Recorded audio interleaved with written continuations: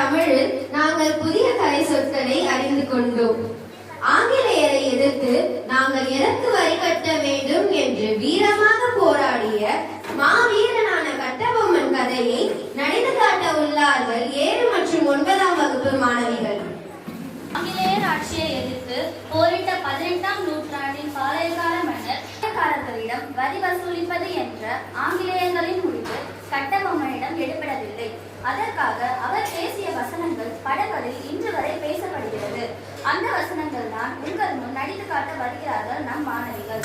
இங்கு வீரபாண்டிய கட்டபொம்மனாக சுதீஷ்காவும், ஜாக்சன் துரையாக பிரதீக்ஷாவும் நம் முன் வீரபாண்டிய கட்டபொம்மனையும் ஜாக்சன் துரையையும் தத்ரூபமாக நடித்து காட்டப் போகிறார்கள். அனைவரும் கண்டு மகிழ்வோம், வீரத்தை பறைசாற்றுவோம்.